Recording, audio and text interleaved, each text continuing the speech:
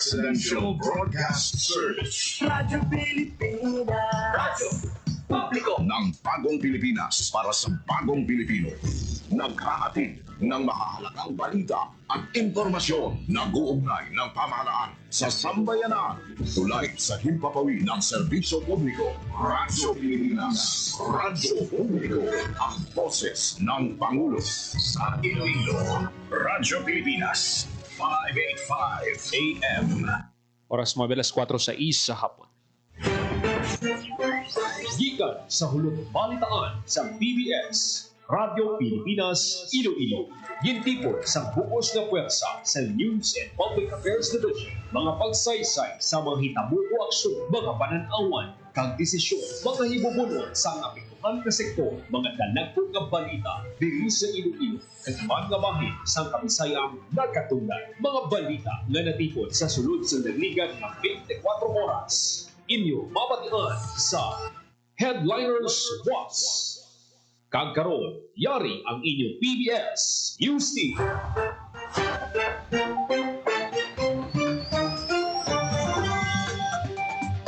Mayong hapon, ini ang Headliners Watch.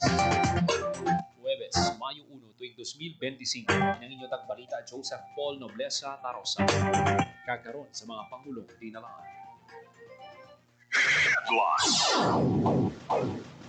Masobra 30 ka local merchant ng buylog sa Kadiwa Livelihood Fair sa 123rd Labor Day Job Fair. Mga PWD, senior citizen kag pregnant women ginainganyo sa pag-avail sa early voting sa adlaw sang eleksyon. Tanan nga ang gulo sa pagpatay sa veteranong journalist sa Aklan ginatutukan sang Aklan PPO. Pagbaligya sang 20 pesos per kilo nga bugas dako ang mabuli sa budget sang pamilya sunod sa pila ka sika driver sa Iloilo City. Kagkaroon sa detalye na sa aton mga balita. Radyo Pilipinas. Radyo Pilipinas News. Nagabuylog ang masobra 30 ka local merchant sa Kadiwan Livelihood Fair kadungan sa ika-123 nga Labor Day Job Fair sa subong nga Huwebes, Mayo 1. Ang mga merchant assisted sa Department of Agriculture, Department of Labor and Employment, Department of Trade and Industry, Bureau of Fisheries and Aquatic Resources. Nakita sa ginatamnyag ng mga produkto ang saging, kamatis, kamote, repolyo, sayote, kapayas, fruit shake, fruit ice cream, uga, uhong, kag kakanin. Isa sa mga nagtamnyag sa produkto si Lorly Noblezada, tag-iya sang Depol Budbud Sea Salt Manufacturing gikan sa Miag-Aw, Iloilo. Ginpahig ni Noblezada nga dakong mabulig sang Kadiwa and Livelihood Fair para sa ilang mga local vendors sa ma-promote ang ilang mga paninda, hindi lamang sa ilang mga sugi kundi mangin sa mga nagabisita sa mall. Samtanggin kasadyaman ni Rizalyn Loloy, founders ng Dumangas Barotac Mushroom Growers and Processors Association, nga liwat na tagaan ang ilang asosasyon sa kahigayunan nga makabaligya sa Kadiwa and Livelihood Fair. Lakip sa ginatanyag sa ilang asosasyon ng uhong, kimchi mushroom, kimchi pastillas, mushroom bagoong, crispy mushroom, mushroom powder, kag ibang pa. Radyo Pilipinas. Radyo Pilipinas News. Sa ibang panaton nga balita, Radyo Pilipinas. Radyo Pilipinas News. sa Kadiwa Store ang Department of Agriculture Western Visayas, katuwang ang Department of Labor and Employment, kag Central Philippine University Rank and File Labor Union, subong nga Huwebes, Mayo 1 kadungan sang selebrasyon sa ika-123 nga adlaw sang mamumugon lakip sa mga ginabaligya ang mga preska kag baratong nga utan, prutas, processed goods kag bugas, produkto sa mga mangunguma kag mangingisda sa Western Visayas. Radyo Pilipinas. Radyo Pilipinas News. Ilibiyon sa sobra ka sadyang 36 anyos nga Iloy sang isa ka Pantawid Pamilya Pilipino Program Beneficiary gikan sa Anilaw, Iloilo. Ang labing una nga na-hire on the spot sa giniwat nga 123rd Labor Day Job Fair sa Department of Labor and Employment 6 sa Robinson's Place, Iloilo City sa Mayo 1 o kung subong nga Mayo 1. Sa interview sa Radyo Pilipinas Iloilo kay April Joy Diginya, ginpahayag niya nga ini ang labing una man nga kahigayunan nga nagbuylog siya sa isa ka job fair. Na-hire si Diginya bilang janitress sa isa ka lokal nga kumpanya. Ginpahayag pa ni Diginya nga tuman nga kalipay bangod nga alas 6 pa lang sang aga sang naghalina siya sa ila balayagon magpasimpalan sa job fair. Sang gina-interview si Dikinya, nagtululo ang iyaluha bungod sunod sa iya handom niya gid nga makabulig sa yabanang isa ka mangunguma kag mapatapos sa pag-eskwela nga grade 12 kag grade 7 nga kabataan. Radyo Pilipinas. Radyo Pilipinas News. Sa ibang panaton nga balita, masobra 11,000 katrabaho ginatanyag sa publiko sa informal na nga ginbuksan na kaina ang duha ka adlaw nga job fair sa SM City Bacolod. Suna kay Bacolod City Peso Manager Jovelyn Canoy, masobra 11,000 katrabaho sa lokal kag abroad ang gintanyag sang 7 o 70 ka kumpanya. Nagalawon si Canoy nga subong ato'y liwat nga makabalhag ang ilang opisina sang masobra 100 ka hard on the spot upon HOTS. Kasunod sa mataas nga numero nga ilan na records ang nagligan nga tuwing pinagiman sa job fair ng Galawang Peso Bacolod City na makita ang mga estudyante nga nagakaangay matagad sa oportunidad kag benepisyo sa idalo sa special program for the employment of students. Ang SPES, isa ka programa sang dole, katuwang ang mga LGU kag pribado nga kumpanya nga naghatag sang part-time nga trabaho sa mga estudyante kag out of school youth para mabuligan sila nga makapadayon sa pag-eskwela panugyan ni Canoy sa tanan nga Bacolod nun kag nag-grant sa job seeker nga magdala sa madamo nga resume kag magpasimpalad sa ilang job fair nga magalawig tubtubwas Mayo 2. Radyo Pilipinas. Radyo Pilipinas News. Sa malay sa probinsya sang Aklan, ang bulan sa Mayo hindi lang kilala bilang panahon sa tag-init kundi bakasyon sa isla sang Boracay kundi isa man kahigayon nga pasidunggan ang tangipusoon sang komunidad ang mga mamumugon. Gina sa ulog kada Mayo 1 ang Fiesta de Obreros, isa ka selebrasyon para sa kabakod kag pagpanikasog sa mga mamumugon nga malaynon kag para man kay St. Joseph the Worker, ang patron sang banwa. Masaksihan sa selebrasyon ang maduagon nga street dancing kag kasadyang kung sa diin ng mga mamumugon ang bida. Sa mga ginahulat-hulat nga aktibidad ng pasada, isa ka kompetisyon sa South na nagpakita sa mga lokal nga industriya kag pangabuhi sa malay sa diin ginabuhi ang mga istorya sang pagpaninguha kag kadalagan sang mga pumuluyo. Radyo Pilipinas. Radyo Pilipinas News.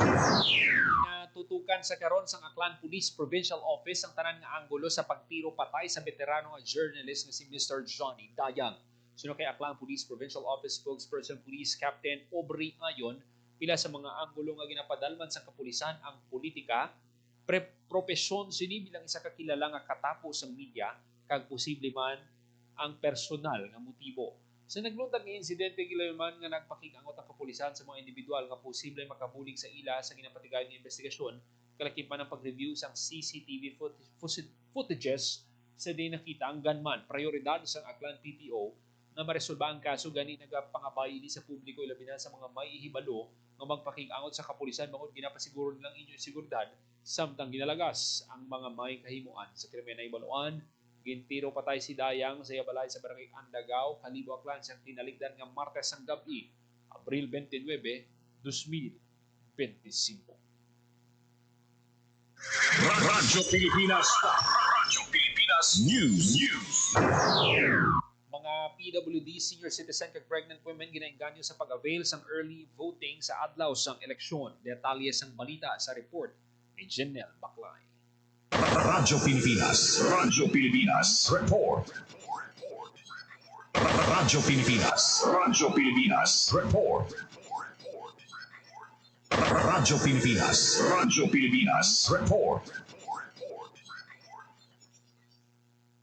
Lagyanan sa komisyon ng eleksyon ng mga persons with disabilities, senior citizens, at mga pregnant women na mag-avail sa early voting sa adlaw sa eleksyon sa mabot na Mayo 12. Magabukas ang COMELEC sa pagpaboto sa nasambit ng vulnerable sector alas 5 hasta alas 7 sa aga, ay doon sila ang makaboto sang temprano kumpara sa regular na schedule. Ini ang unang ation nga na early voting ang COMELEC at doon hindi sila mabudlayan sa pagpila sa mga presinto.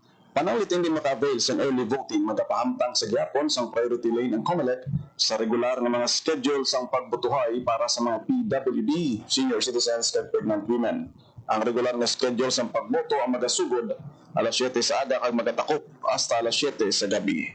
Para sa Bagong Pilipinas, Janelle Baclay, Radyo Pilipinas, Radyo Publiko. Radyo Pilipinas. Radyo Pilipinas News. Oras sa Radyo Pilipinas, alas 4:15 sa hapon, dugang ang mga balita sa pagbalik sa Headliners Boss. Kasama si Pangulong Ferdinand Bongbong Marcos Jr. ay mas abot kamay na sa manggagawang Pilipino ang kanilang mga pangarap. Yan naman ang mandate ng government is to create jobs. We are creating jobs, livelihood to so many families. sa ating mga mamamayang Pilipino. Alam po namin na hangad ninyo na magkaroon ng maayos, matatag at marangal na trabaho. Binubuksan natin ang isang bagong yugto sa ating bansa kung saan mayroong sapat at dekalidad na trabaho para sa lahat. Mas maraming pintuan ang magbubukas para sa ating inaasam na maunlad at mapayapang kinabukasan. Sa pamahalaang Marcos, ang bagong Pilipinas nakikita na. Sa nagbabagong Pilipinas, patuloy ang trabaho, patuloy ang pagbabago.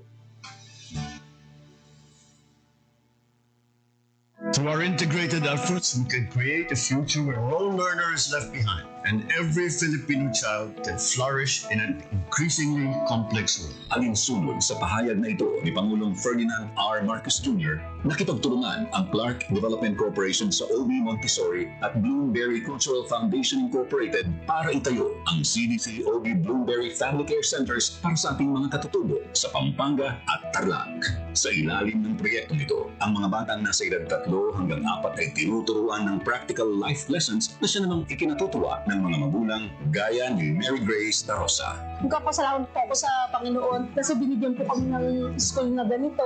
Tituruan sila ng mabubuting asal yung mga ng gawain. Lubos din ang pasasalamat ng mga naging estudyante ng daycare centers. Sa nagbabagong Pilipinas, patuloy ang trabaho, patuloy ang pagbabago. Boracay, one of the best islands in the world. Upang mapanatili ang ganda at kalinisan ng isla, pinanawag ng pamahalaan Marcos ang water drainage system ng Boracay.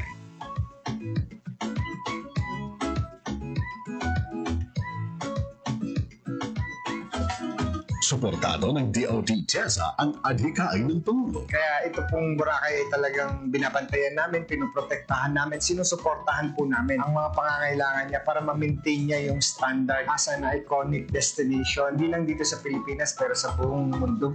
Sa nagbabagong Pilipinas, patuloy ang trabaho, patuloy ang pagbabago.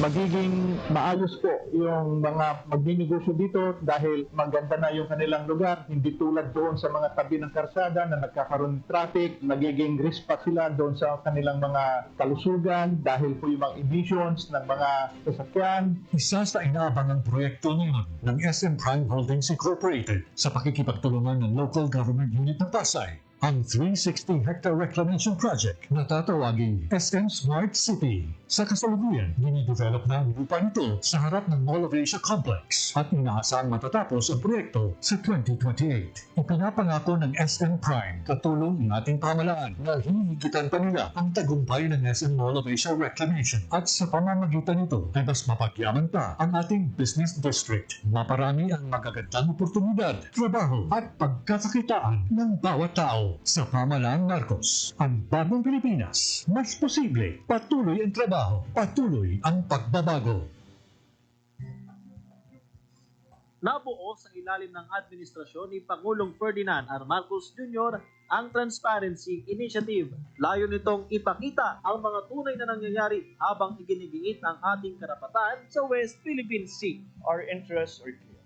They lie in ensuring that the universal and unified character of the 1982 United Nations Convention on the Law of the Sea and in the final and binding determinations of the South China Sea Arbitration Award of 2016 are firmly and consistently upheld.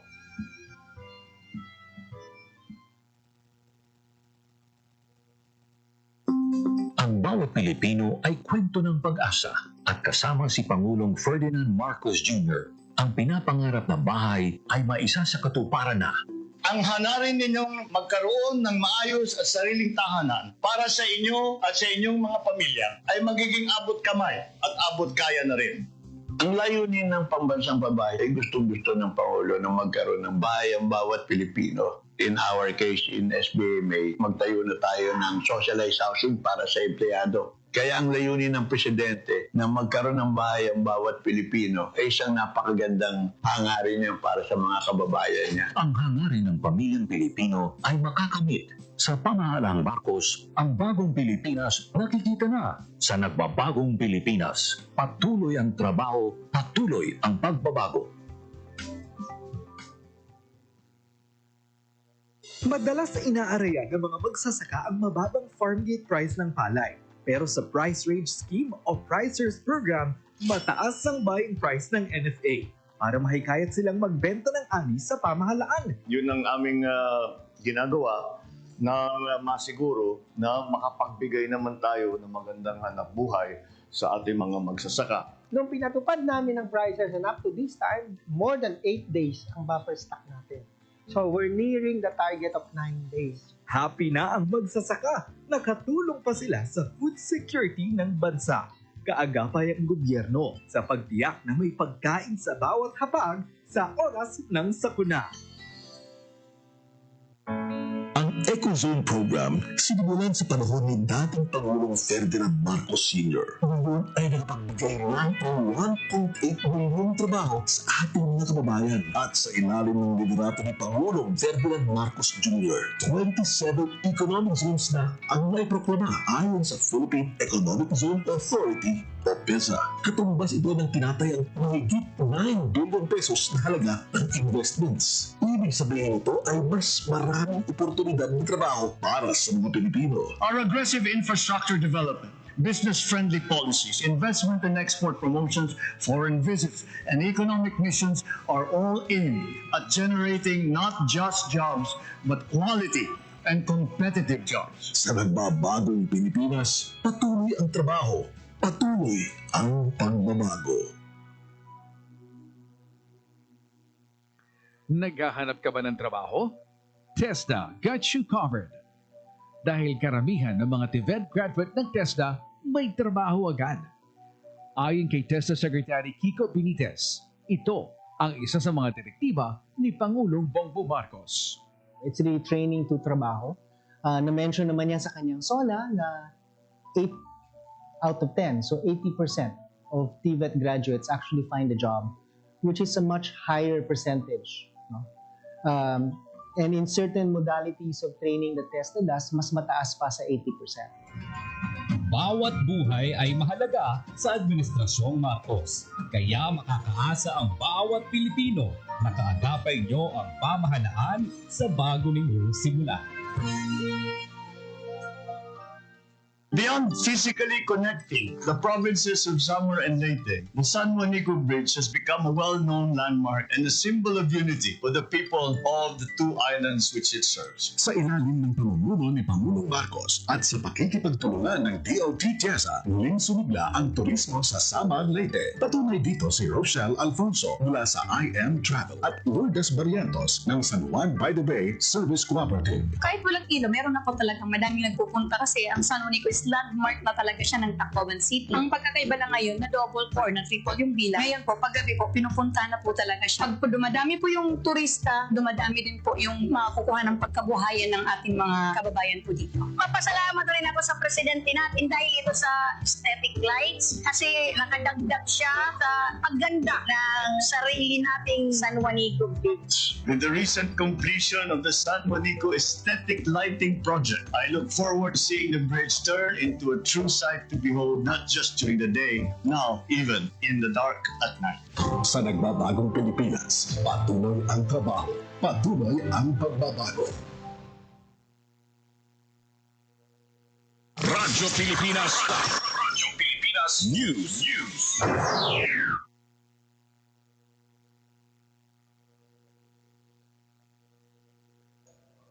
Radyo Pilipinas. Radyo Pilipinas News. Oras sa Radyo Pilipinas, alas 4:25 sa hapon. Balik sa aton ng mga balita diri sa Headliners Boss. Radyo Pilipinas. Radyo Pilipinas News. Pagbaligya sang 20 pesos per kilo nga bugas dako ang mabulig sa budget sang pamilya sunod sa pila ka sikat driver sa Iloilo City. Detalye sang balita sa report ni Janelle Baclay. Radyo Pilipinas. Radyo Pilipinas Report.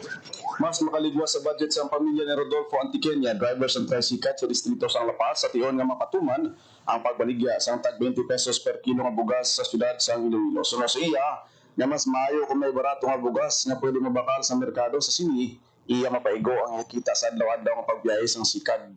Para naman kay Tito de la Cruz, mas pilion sini ang tag 20 pesos per kilo nga bugas kumpara sa iban nga commercial rice nga sunod siya mahal. Magluwas nga makakinot May dugang siyang inugbakal sa iban pa nga makinanglanon sa sulod sang iya panimalay. Para sa Bagong Pilipinas, Gina Baclay, Radyo Pilipinas, Radyo Publiko. Radyo Pilipinas. Radyo Pilipinas News. Kabudlay sa pagpangabuhi, dakuna nga bulig para kay Barangay Kagawad Emilita Paguntalan sang Miagaw, Iloilo ang 20 pesos kada kilo sang bugas. Para sa isa kananay nga byuda kag may anong kabata ang matipid sa pagbakal sa bugas, ang magamit pa niya dugang sang pangbakal sang sudan kay iban panila nga kinahanglanon sa balay. Samtang para kay Freddy Terani sa kamangunguma sa Iloilo, ilang basta bugas ang 20 pesos kada kilo nga bugas, simbolo man ini nga wala nagkakalipat ang gobyerno sa mga ara sa laylayan. Simbolo ang tikang nga arang gobyerno para sa mga pigado. Sa piyak kabahay ng matipid ni Manong Freddy, pwede pa niya magamit sa mga kinahanglanon sa iya balay. Radyo Pilipinas. Radyo Pilipinas News. Installs ang dugang nga floodlights ang City Engineer's Office sa pedestrian lane sa diversion road. Suno kay Joy Fandilaga, spokesperson ni Iloilo City Mayor Jerry Teneas kay Mandos ang alkalde, ang pagpahamtang sang floodlights para sa dugang nighttime visibility sa diversion road. Ginpahayag niya ang nag-request man ng alkalde sa Department of Public Works and Highways Region 6 nga liwat nga pintahan ang pedestrian lanes kag magpahamtang sang dugang nga rumble strips. Iniyagod mapasiguro ang seguridad sa mga nagatakop nga pedestrians kag malikawan ang mga aksidente kung madumduman. Isa ka Ilonggo netizen ang nagpabutiag sang iya nga kabalaka matapos makita ng isa ka pedestrian nga jutayan lang ma-sideswipe sa isa ka van nga madasig ang pagpadalagan sa diversion road. Radyo Pilipinas. Radyo Pilipinas News. Arestados ang Station Drug Enforcement Team sa Estancia Municipal Police Station ang isa ka high-value target drug personality sa ginpatigayon nga buy-bust operation sa Barangay Estancia, Iloilo. Ang suspect, ginkilalang si alias AC, 27 anyos, residente sa Maracay Poblacion Zone 2, Estancia, Iloilo. Nakumpiska sa suspect ang 127 grams ng shabu na nagabalor sang 867,000 pesos. Sa ginpatigayon ng operasyon, o kung ginpatigayon ng operasyon, kasunod sa nabaton nga reports ng kapulisan na sa drug-related activities ng suspect sa di naglabot sa kapinduang kabulan ng ginpatigayon nga surveillance. Sunod kay Iloilo Police Provincial Office Director Police Colonel Bayani Razalan, ang madinalagon ng operasyon ang kapamatuod sa importansya sa pag-upod sa komunidad sa pagpaking-away batok sa iligal na droga. Nagapati si Razalan na kung magbinuligay ang tanan madamong mahimo sa kampanya kontra iligal na droga. Sa pagka-aresto ng suspect kaso nga paglapas sa Republic Act 9165 o ng Comprehensive Dangerous Drugs Act of 2002 ang iya paga-atubangon. Radyo Pilipinas. Radyo Pilipinas News. Ang bulig sang gintudlo nga teknolohiya sa Department of Agriculture Western Visayas sa mangunguma si Cheryl Sobrevega sa Santa Barbara, Iloilo. Sa iya, gintudloan sila sang DA kung paano magamit sang biopesticides agon makontrol ang peste nga fall army worm sa ila ginatanong nga mais. Bangod sini nagdamo ng patubas ka produkto ni Sobrevega, gani nagpasalamat siya sa bulig sang ahensya. Radyo Pilipinas. Radyo Pilipinas News. Oras sa Radyo Pilipinas alas 4:29 sa hapon.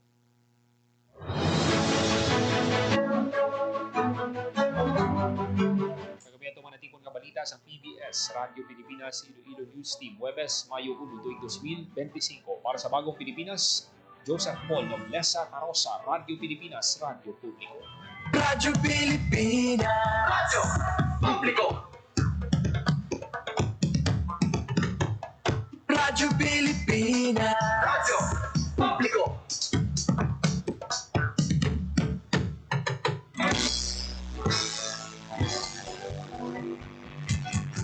Mahalagang mga balita, napapanahong impormasyon.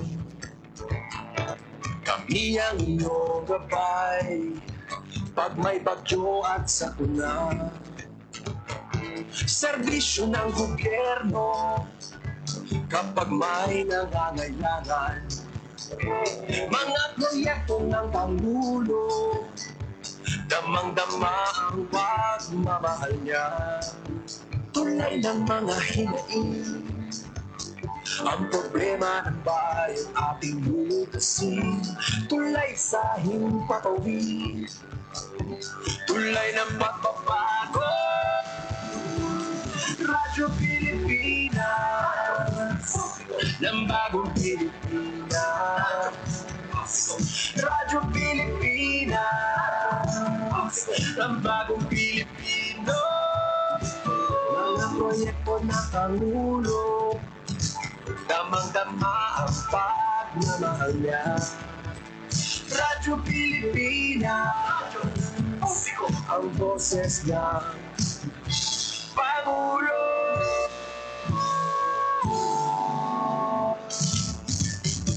karamay niyo kami. Kahit malayo man kami nakakarating. OFW magsasaka, buhay ay iba't iba. San mang lugar ng bansa natin, tulay ng mga hinaing. Ang problema ng bayan ating butasin, tulay sa himpapawin, tulay ng pagbabago.